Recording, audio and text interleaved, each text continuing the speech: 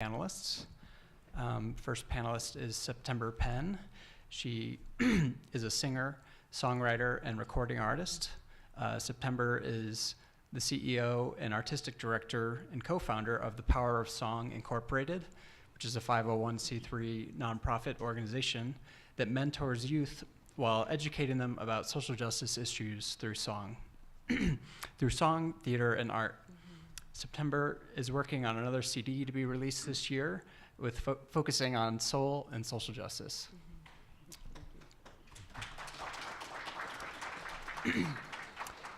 Josh Larson is our second panelist today. He is the co-host of the radio show and podcast Film Spotting, author of Movies Are Prayers, and editor and film critic at Think Christian, a website exploring faith and pop culture. Josh is also a lead of Ebert Interruptus and has been at the Conference on World Affairs since 2017, which will be showing the last segment of WALL-E this afternoon at 3:30 p.m. in the Mackey Auditorium.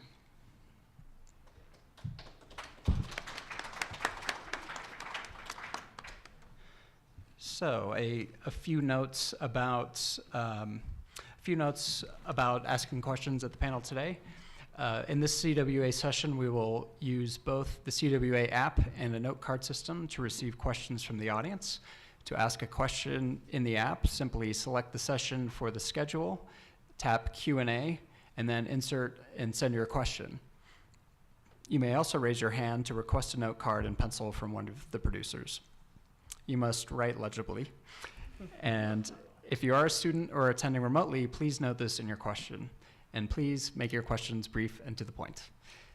And then one other note is that there was a party scheduled on the Hill today at 4:30 p.m. That party has been canceled, just so you know, due to the weather. The party. The party on the Hill for the conference, yeah. So now that I've introduced the topic, I will we'll have each of the panelists start off with a 5-minute statement on how they have researched the topic and try to bring their personal experience into the topic at hand. So please take it away, September. So it's a tricky topic. I'm just going to read the description again. The ethical considerations of consuming art when an artist has a harmful personal history. Can we separate art from the artist? And that's just difficult because some of the very best art that I have witnessed, heard, has come from tortured souls. It's come from people who have struggled within themselves for many, many years over, whatever family issues, whether it's drugs but still they're able to produce, something that speaks so deeply to so many people. It resonates on a level that possibly an artist who hasn't had these types of experience could even penetrate. So, and I'm not justifying anything, I'm just saying it is what it is. It's still a lot of beauty, there's a lot of passion that comes through those artists who have these types of experiences. And I try not to be someone who casts a lot of judgment. And yeah, I know we're gonna talk about the R. Kellys, we're gonna talk about Bill Cosby, we're gonna talk about people whom we loved and the work that they've done. But just even myself, I try to be careful to cast a whole lot of judgment. Some of you may have seen an Ivan Penn running around here. He's an investigative reporter. There's something that Ivan says all the time, that whenever he is starting a job, whether he's investigating a politician or a community official, whoever, if he digs deep enough on anybody, even your mother, he's gonna find some dirt. So all of us truly, but for the grace of God, not to say that we've just fallen so hard, but all of us have something that we've struggled with at some point in life that we don't want everybody to know. And these artists are living so publicly, and their lives, even with this digital age, their lives are on full display. We see their falls so much, it's more obvious. So that's one of the first things I do want to say, just as far as being careful about trying to hold them so directly under the, that lens. And even when you look at these artists, I think about Michael Jackson, I think about R. Kelly. I heard one commentator say, now, is this a harmless, troubled genius, or is it a cold, calculated predator? I mean, some of them truly may have, there may be a vindictive spirit there that needs, maybe there does need to be some judgment there. But I don't know if I can be the one to speak and say, but I'm not answering the question. I think when it comes to their art itself, we still have to, it's a true self-reflection of it. I certainly can't toss out all the art that I've been able to share and to receive from many of these artists. So honestly, probably my last word would be, but for the grace of God, go I. Thank you. Yeah, thanks for not answering the question, because I don't think that there is one. And the way you've wrestled with it is, I've experienced it similarly, especially when it comes to the art from some of these names that have been mentioned. So yeah, the one project that I am involved in, Think Christian, does involve a podcast where we talk about faith and pop culture. And we did an episode recently. We called it Separating the Art from the Sinner. And so I'm coming at this from kind of a particular vantage point that you might find helpful, maybe not. And it has to do, often humans are described, we can look at humans and have a high anthropology or a low anthropology. A vision of them as superior beings who are inherently good, or fallen beings who are inherently broken. And I guess, I try to maintain something of a realistic anthropology, which holds both in tension at the same time, which you've already alluded to, September, that these artists, the names that have been mentioned, are capable of creating great beauty.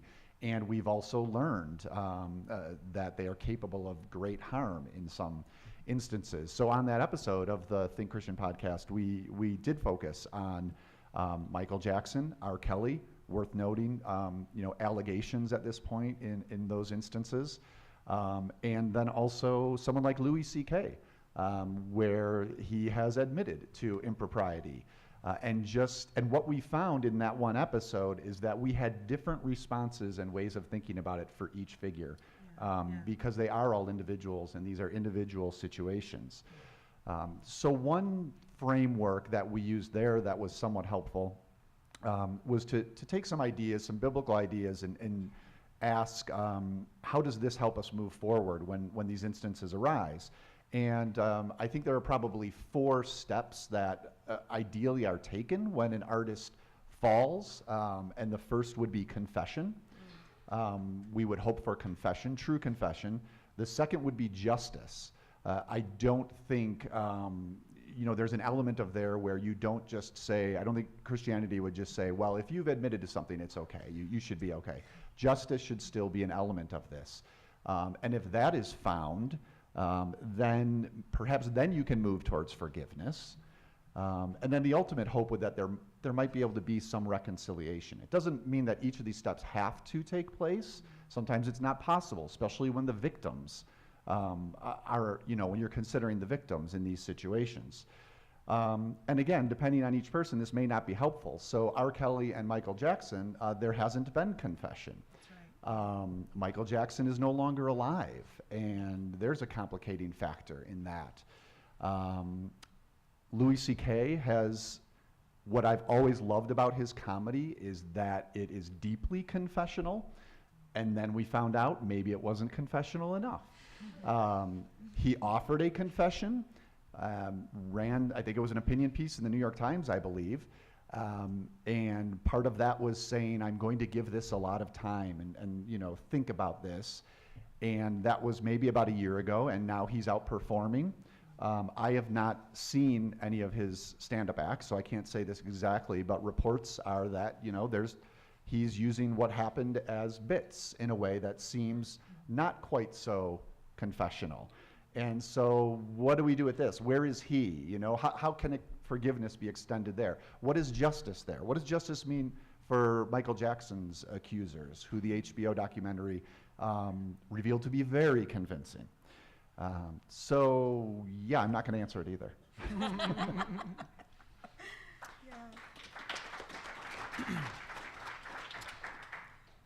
So as September was saying, if you look hard enough at anyone and dig deep enough, you can find anything, essentially, is my paraphrase of it. And what do you think it is about this day and age that this topic seems to be very front and center? Is it social media? Is it the changing in the press? Why is this timely? And what's going on that kind of makes this a pressing topic? And whoever wants to jump in and answer this, feel free. Well, I think for some reason it's timely because it's pressing because so much is just rising up. So much is being shared. The whole Me Too movement with people coming forward. I think because we always do want a hero. We want the heroes.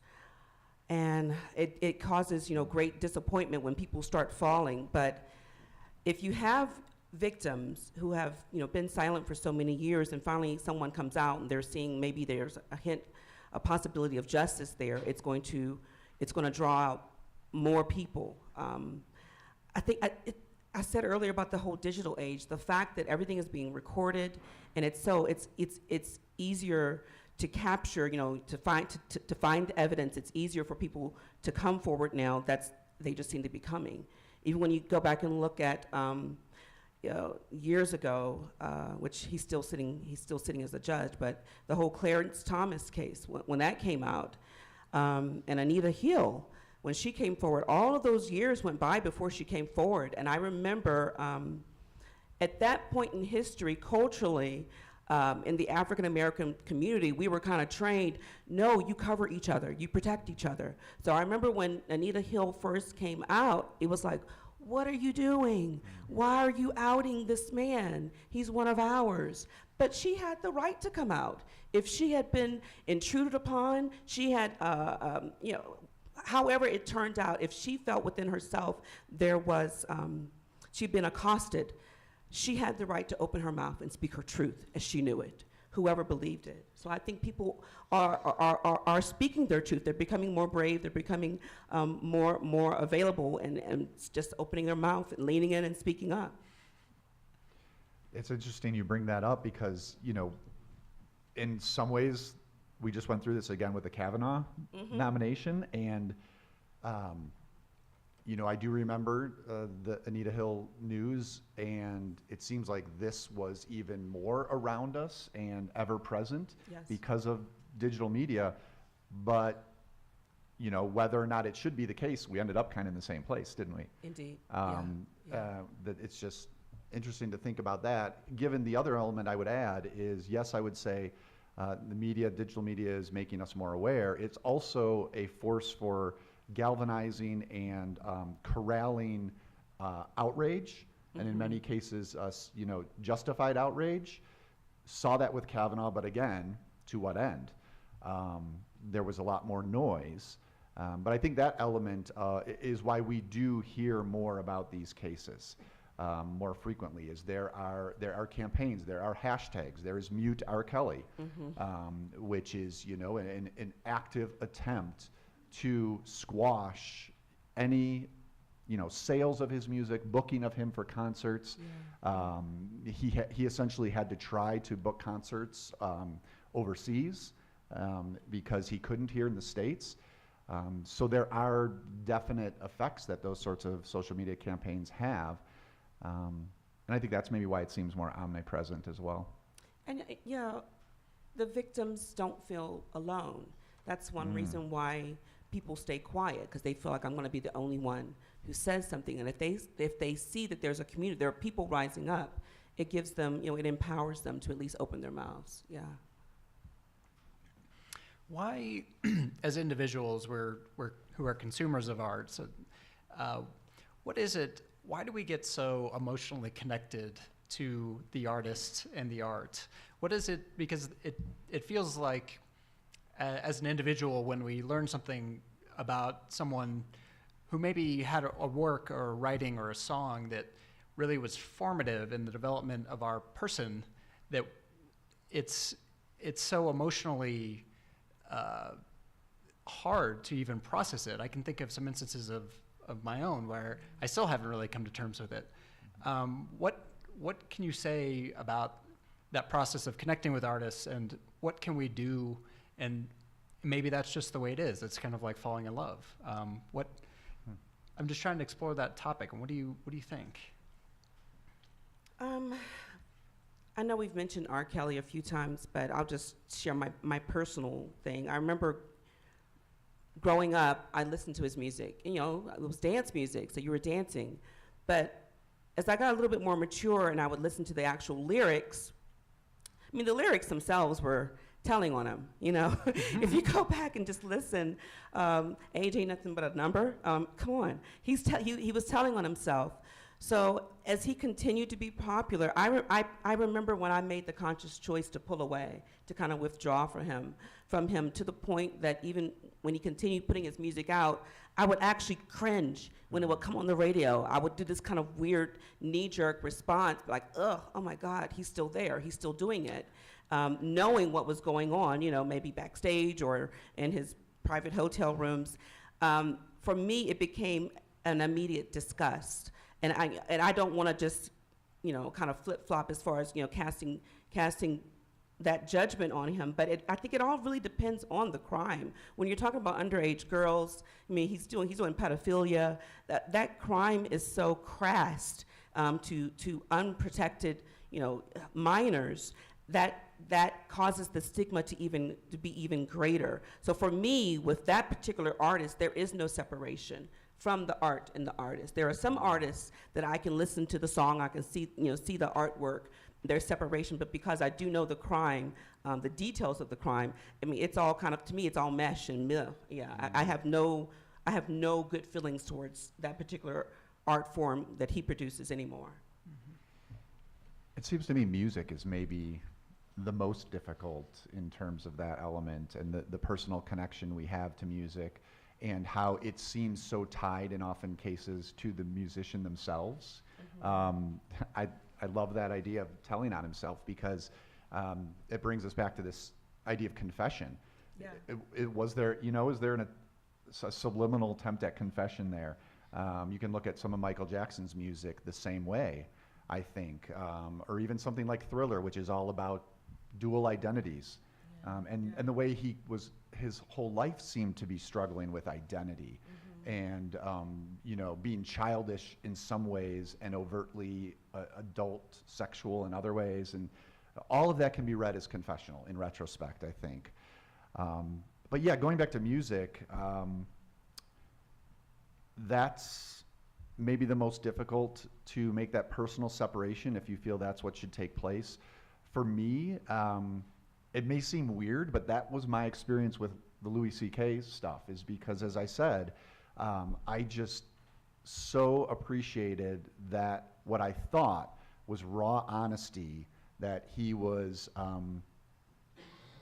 projecting in his comedy, and that someone would use comedy that way. You know, it was just so refreshing to me, and I thought that he was digging at some really important truths and exposing a lot of stuff, ironically, about masculinity, exposing himself as the failings that he saw in himself, that he struggled with, and how they represented, the fact that we are all fallen in some way.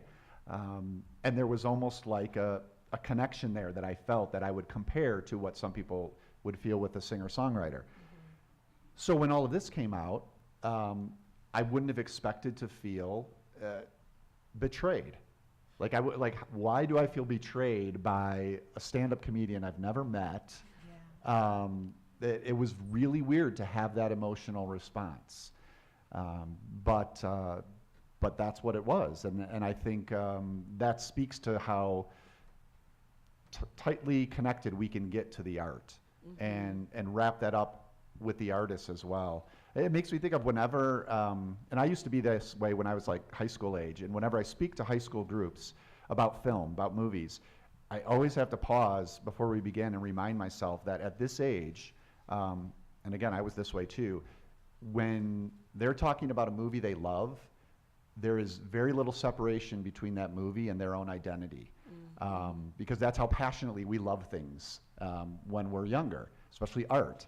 And so if I'm going to say something bad about, Transformers or whatever I think is a piece of junk, the kid in that audience who loves Transformers thinks I'm saying something bad about him or her. And I think we all do that to a degree. So that same phenomenon, when it happens with artists who take a fall, that's why it can hurt, and we can feel betrayed. Yeah, betrayal.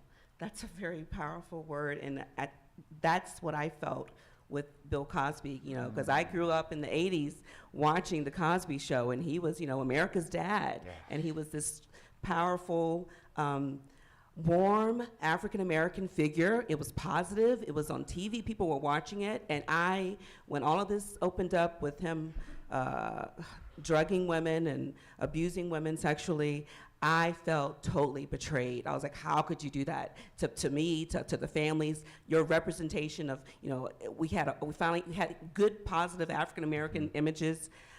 It was horrible.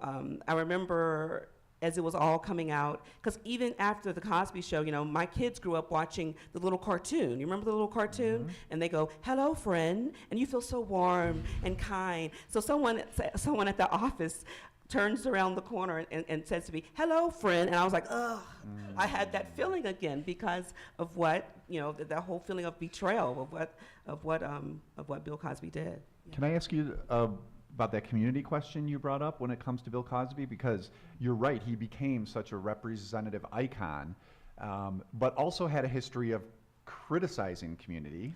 Yeah. Right? Yes, and so it seems to me it was a love-hate. It was a love-hate relationship. And then this comes out, and that, I mean, the tendrils and the complications there had to be incredible.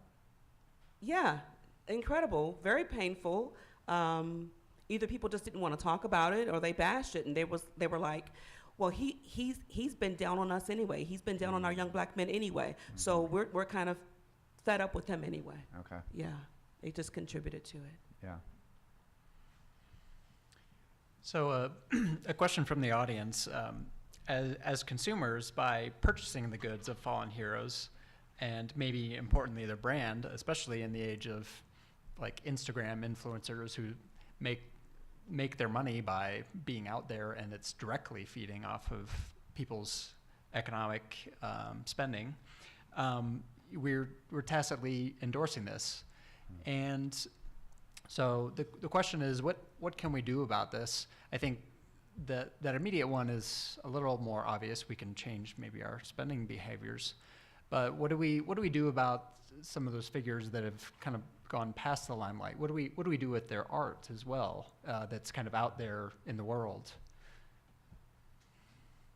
I think Josh spoke to it when he talked about confession. I think it is really tied to, have they confessed anything? Have they admitted it? Are they still trying to own their own innocence, or have they admitted they're wrong? Earlier, even before we started this open conversation, I didn't mention it here, but we talked about even Martha Stewart. Martha Stewart, the homemaker, artist homemaker, and she went to jail. But she at some point, she said, and I'm sorry. She was sorry to those in the company that she hurt. She served her time, and she fell, but we saw Martha Stewart rise again. I think there's something attached to really confessing and saying that you're sorry. And I do remember for a while, I wasn't buying Martha Stewart sheets. But as things turned around, I wouldn't mind having some of her sheets in my home. but no, there are, for me personally, there are certain artists that I will not, I won't support their work. I won't support their brand. Yes. Yeah, the money question, so this kind of came up at an event I know one or two of you were at last night, where I was speaking at First Presbyterian here in Boulder. And the money question is an easy one for me to dodge, because I can say, well, in my role as a critic, I'm not paying for a lot of this stuff anyway, so I can kind of, wash my hands a little bit that way. But it's kind of a cheat. I mean, at some point, again, for Louis C.K., the question I have to answer is, if he does get a Netflix special, am I going to watch it? And I don't know. I don't think we can say this is what you should do in this case, because each one is so individual. Again, I would probably watch it to see where does he seem to be at in this journey that is perhaps still an act, but perhaps it's genuine. Like maybe we still hold out. Maybe our role, if we're not a victim, I mean, I have to make that distinction as well. If we're not a victim, maybe our role can be to listen and see where someone might be at on that journey.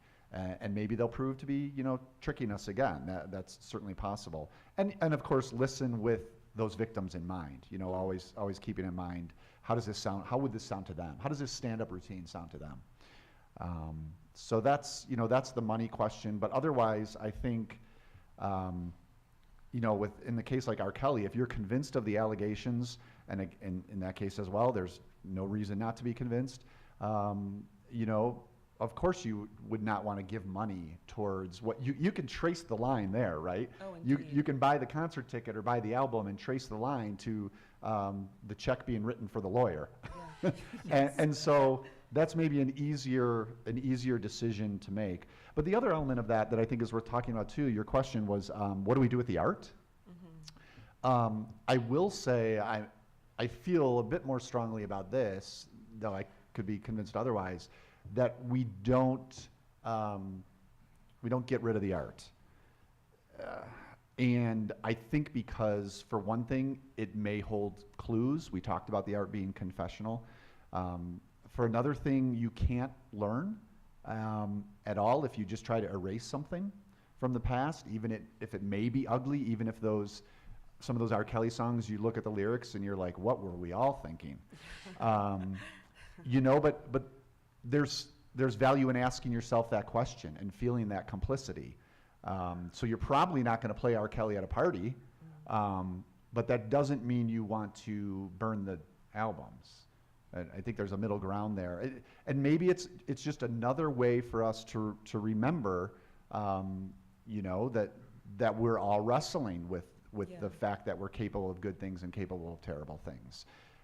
And if we try to deny that and erase the cultural products that stand as, explicit evidence of human nature, mm-hmm. that doesn't seem to be helpful to me.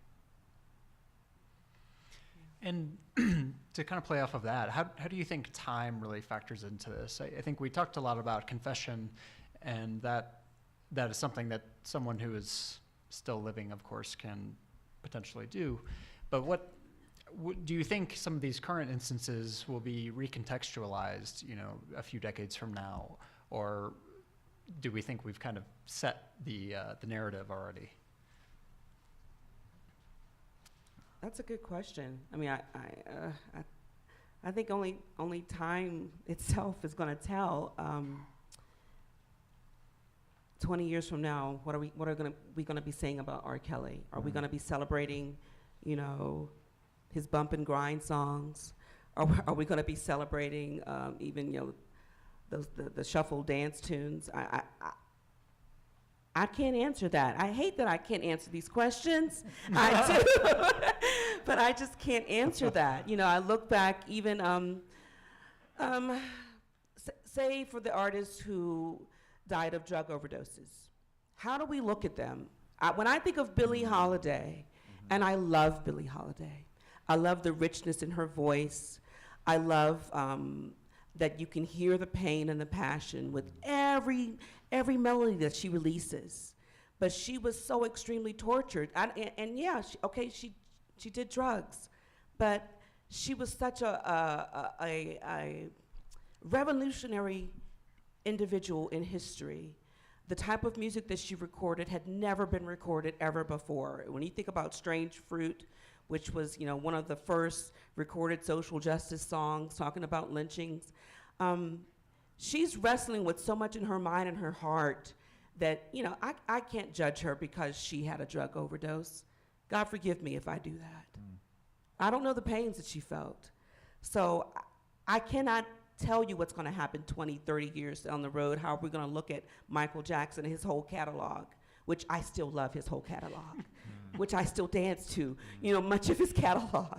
I still sing along with it. But even when I sing along with it, I'll catch myself and I'll think, ugh, I still get those weird feelings, you know. And I think that has to do with thinking of the victims. You know, I don't think of these artists without also thinking of the victims, of the pain that they have also inflicted. So again, I'm not answering the question, I'm just speaking to it. Yeah, and in a case like Billie Holiday, where I think we can say, you know, there were personal afflictions, and not necessarily direct victims in something like that. We want to remember the music, and when the art is that monumental, it will survive, for sure. Some of these cases where there are direct victims that we're talking about, I hate to say it, but if I had to bet, you know, 20, 30 years from now, people are going to remember Michael Jackson for Billie Jean or Thriller. And I mean, that he is it fair to say he's as big of a cultural figure as Billie Holiday? I mean, I think so. Oh, yeah, indeed. If not more. No, he is. And No, so indeed he is. this goes back to what you said at the very start, September, when you said, we want heroes. We do. And there's something in us, it's that denial, I think, that we are, you know, capable of doing bad things. So we look to someone, put them on a pedestal. And so once the pain fades, the victims are forgotten, the hashtags are not used anymore, the music is still going to be there. The Cosby Show is still going to be on whatever streaming service, you know, runs our lives at that point. And that's what is going to last, for better or for worse. So that would be my bet. I mean, so it helps maybe to look in the past and think about someone like, you know, early film star like Fatty Arbuckle, you know, accused of horrible, horrible crimes and made headlines in the day, but that's not often, you know, the first or second thing that comes up when his name is mentioned. So I think similar things will happen to some of these names we've been talking about today. Yeah, I agree. How do you think these conversations, especially the the really notable artists, how do you think that's affecting artists these days? And do you think is this causing any change kind of in the culture, in the people? Like, are we internally doing anything different as artists and people to respond to this, or is it just people being people? I think you just said it. It's people being people, Yeah. and they're being recorded. Yes. I think that's it. Yeah, yeah. I mean, we would like to think, you think about momagers, you know, moms managing their children. You think about producers trying to manage the artist's image and stuff. But it's just people being people, regardless of how clean you try to be. You know, if you're in that culture, whether you're, you know, there's the Christian industry, you know, there's the secular industry, which can be a lot, you know, a lot sketchier. But you better believe, even in the Christian industry, there's stuff going on. I've heard so many stories that have to take place, you know, after concerts, these big name gospel artists. But that's another topic. But no, it's people being people, and they're getting captured, whether on tape or the victims are rising up. They're admitting what's happening. Yeah. Yeah, I mean, you would think, because of what you're saying, artists would be more aware and more careful and self-conscious. And maybe that's happening to a degree, but then you'll also see someone post something, say something idiotic on Twitter, and your first thought is, you do know there are people on Twitter. Yes. And that's people being people. Yeah. Now, the other element is, and this is when we can substitute heroes and say it crosses over to being idols. Someone like Michael Jackson, or R. Kelly, or Bill Cosby, or Louis C.K. in his comedy world, when you become powerful enough and you can create a bubble around your entire existence, and that warps your sense of what's right for you, I think, and what's, you know, allowed for you. It also warps your sense of that you're invincible, that, I mean, I didn't watch the HBO documentary, but this Neverland compound, you know, some of the clips I saw, you realize one of the reasons it was built that way, and it's sickening. But it is essentially, creating your own country where you could have your own laws that all pertain to your sense of yourself. So that's when we have given idolatrous power over to a human being who is just a human being, even if it's Michael Jackson. And I think that's why we see it keep happening, even though you would think, back to your question, that people would be, smarter about it. If smarter would be more self-protective, I guess I should say.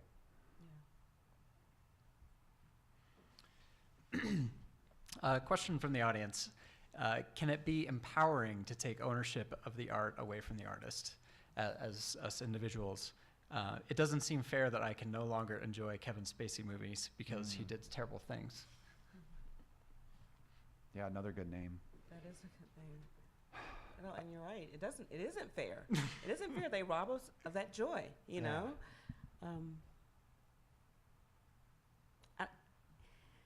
Oh, gosh.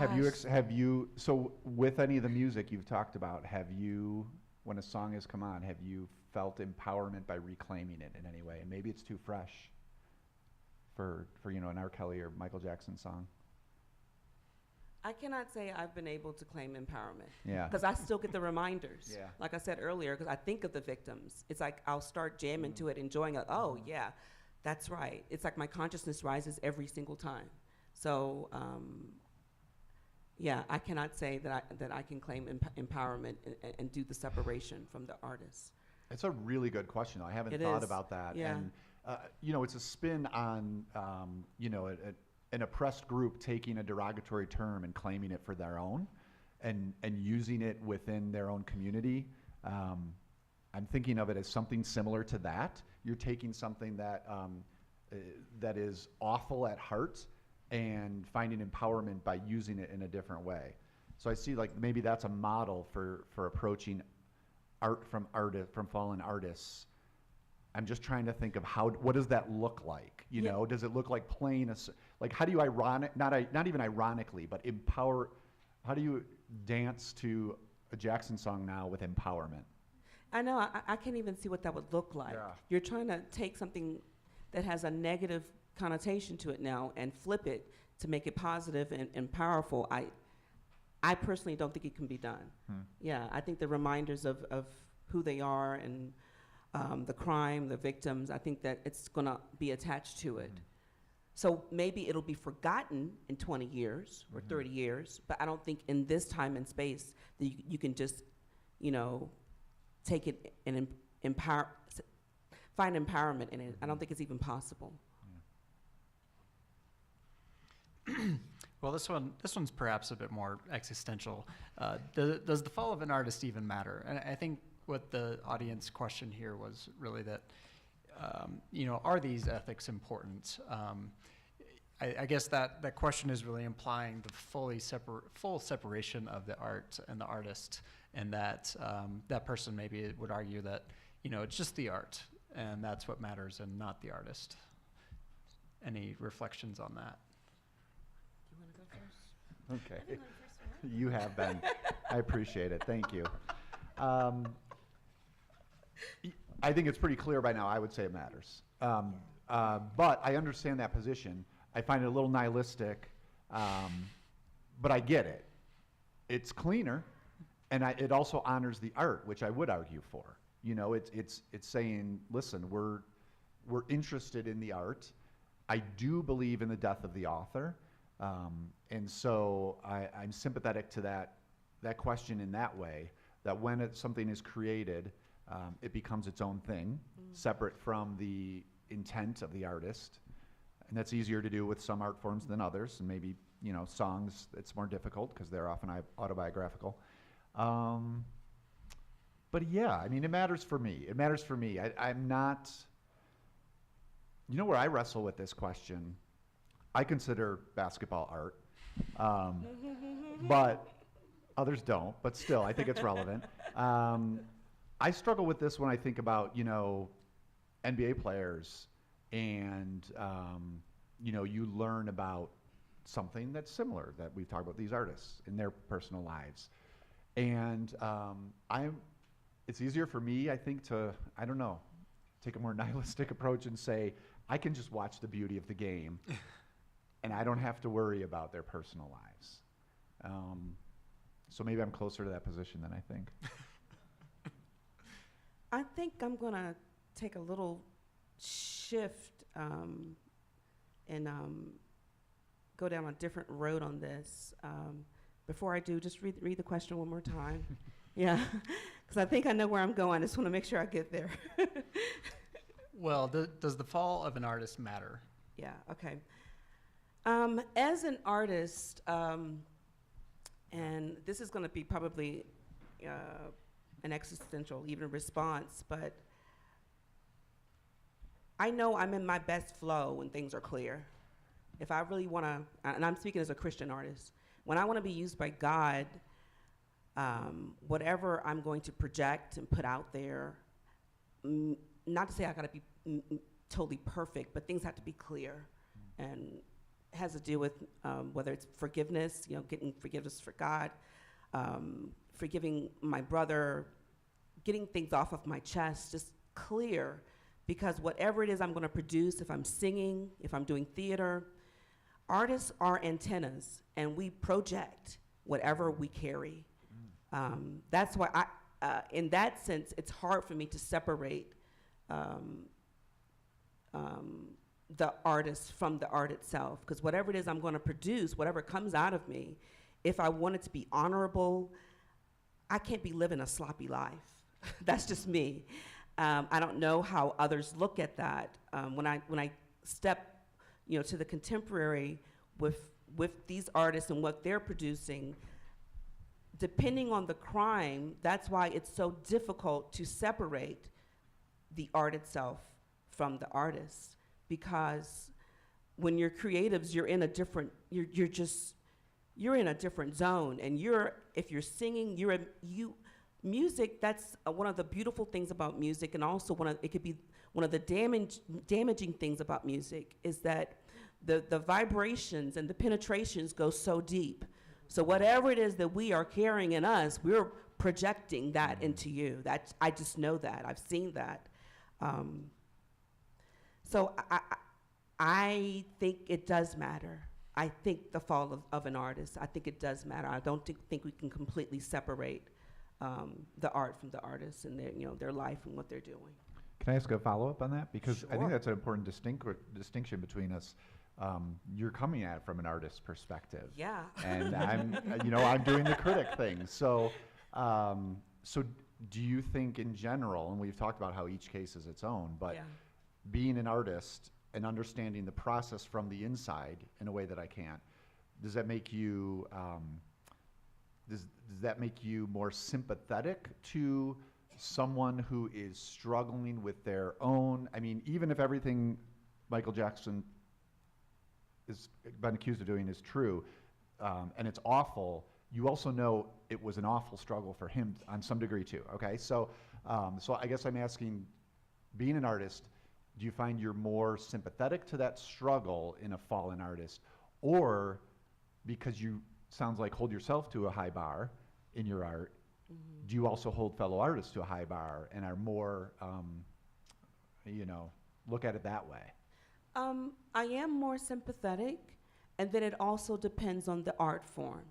Okay. And the Interesting. reason why I say that is because it's always, who is your audience? Who are you trying to speak to? Who are you trying to, what is it that you're trying to convey, and who are you trying to reach? So it is the art form, and forgive me, sometimes I'm speaking as a Christian artist, other times it's just, I can't divide myself, but just if I'm thinking about R. Kelly or others, I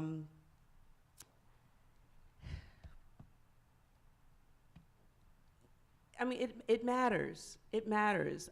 I guess, even my own confession, I can listen to different songs that I've written over time, and I can remember where I was. Whether in my prayer life, in my life in general, I can remember where I was from the product that came out. Okay. Yeah. So I have sympathy to these artists and their struggles. That's why even when I did the very opening statement, I was like, I don't want to cast any judgment, because I know what this life is like in general. Yeah, we are all just trying to make it on this green earth. And do you think, as consumers of art, as we all are, that having been burned, having been betrayed, that in the future going forward, that also changes our perspective on what we're looking for in artists, or what kind of art we consume as well? Do you see that? Do you see us being more conscious as well? Boy, I guess, I mean, you would want to say yes, because then we haven't learned anything. And I've already argued for learning from these situations. But I also believe very strongly that you let the art speak first. And, you know, if you go in, if you put on an album or go, you know, into a movie or pick up a novel, and the first thing you do is Google, you know, police reports and the person's, that's not letting the art speak. I mean, in a way, maybe you're doing your due diligence because you don't want to support people. And I guess I can understand that, but wow, is that going to warp your experience with the art, which I've already suggested is its own entity beyond its authors. So how do we balance that? How do we be vigilant? Maybe we make a separation by making space for the voices who come up and make claims against artists. And maybe and I think the culture has shifted this way in ways you've talked about, like they've found, accusers have found community online. Yes. And maybe one way is not to, you know, make sure every piece of art hits a standard based on the artist's past, but we just make sure that as a cultural community, we make more space for those who make claims against people, and listen to those voices and give those claims in full investigation, and not be instinctually, it goes back to feeling personal about the art, not to be instinctually, so-and-so would never do that, and protect them and circle around. You know, it's a balance of, you want, you know, innocent until proven guilty, but also I think we've seen that these voices are snuffed out often too quickly. So is that a way to dodge the question? I don't know. Maybe. A question from the audience, which I think is kind of a third dimension to what we've been talking about, is can you comment on consuming art, particularly of past generations, that reflects perceivably sexist, homophobic, or racist opinions? Can we separate the work from the artist from the cultural aspects of what the artist and the generation that the artists lived through as well? How much of that are the blame of the artist or the culture that the artist grew up in? Well, obviously the art form is reflecting the culture. It's a product of the culture itself. I mean, if it's good, it's good, you know. The thing is, if it's good, it's good. I've listened to music and I found out later that the person maybe was homophobic, and or maybe the person was racist, but I was still able to appreciate the art form itself. Again, I think that's a point where I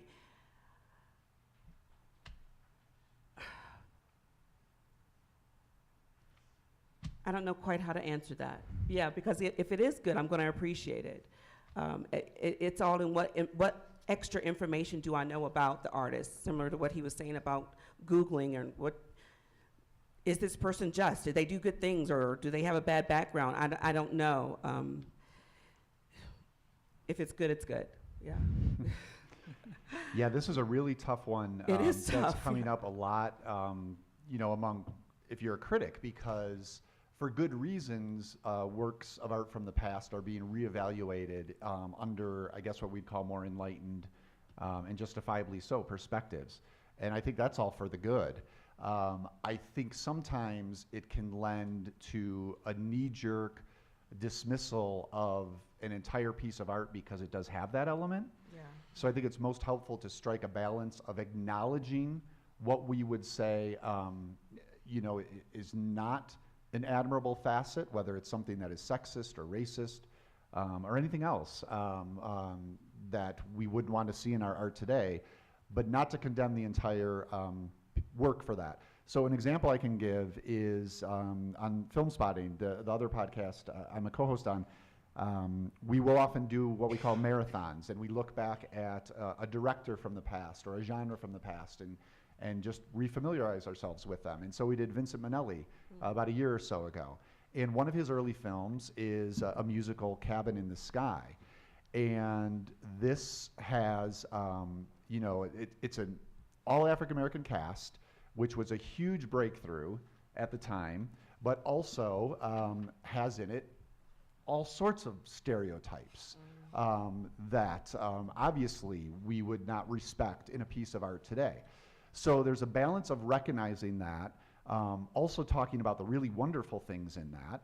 And one of the really wonderful things in Cabin in the Sky is the way Ethel Waters pretty much takes over that movie and makes you realize that all of this stereotypical discriminatory stuff that is also a part of it is ridiculous. You know what she's doing?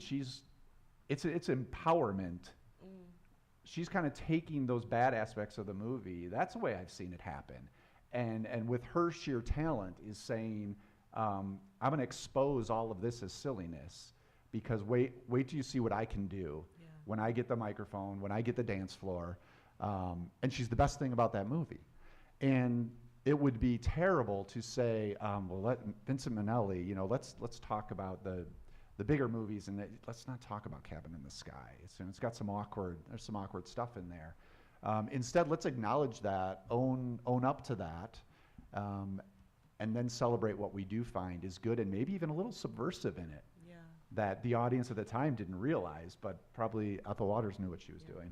Yeah, she was still able to make good use of that platform. Yeah, right. Audience question. So we talked about how artists are in the spotlight. So the question is, can you have a private life as an artist, or as an artist or celebrity, do you take on that scrutiny, or is there any way to escape it? These are all hard questions. Yeah. As you were asking the question, for some reason I thought of the life of Martin Luther King, who, as I've studied him, and there was a point that he had to choose to become a public figure. As they were encouraging him to lead out the ministers with the Southern Christian Leadership Coalition, it was a choice. Am I going to step forward or just be a church pastor? Because he could have done that. He could have maintained a private life. He and Coretta could have had their kids. But he chose, to become public. And even with him, and I know maybe he's not an artist per se, but he's certainly a hero. He's a public figure, a celebrated orator, and oratory skills, that's certainly a part of art. And we know even he has, he had his own misgivings as the great good that he did for the African American community moving forward in the civil rights movement. He had his own, the FBI did their own research and they dug up his misgivings. So even his own private life was on display. So can our artists have a private life? I think they have the right to have a private life. I think as an artist, even if you are a public figure, you have a right to take the hat off and to relax and to be who you are. But you certainly do that because if you're always living completely in the public, in the public sphere, you're going to go completely crazy. And I think that's what's happening to so many of these artists, that they are always out there, and that's what leads them, to the alcohol and everything. But yeah, I think they have the right to have a private life. Now, am I saying they have the right to do, whatever dirty deeds in their private life? I'm not saying that, but certainly they do have a right to have a private life. Yeah. Yeah, that makes sense to me. It gets difficult because when the art is so intertwined with their private life, Yes, I think. yeah. And so this depends what sort of art form we're talking about to a degree. Depends on the artist. Brings me back to Louis C.K. I mean, maybe I was falsely taking, especially on his television show, Louis, the Louis of Louis, always understanding it's not really Louis C.K., but it's a lot of Louis C.K. Well, how much, it's more difficult there. Like, does he have a right to be, but it was like, Louis C.K. was like, he was arguing for a way to live in his art and admitting that he fell short of that way to live, but still arguing for it. And then in his personal life, he was falling a lot shorter. So it goes back to, is that his right? Is that his right to like project something aspirational in his art? Like, this is the guy I'd like to be. Yeah. He's not perfect, but he's a better guy than I am. And so that's how I'm using art, is like to kind of maybe get there. But then if he's hurting people along the way, it doesn't justify it.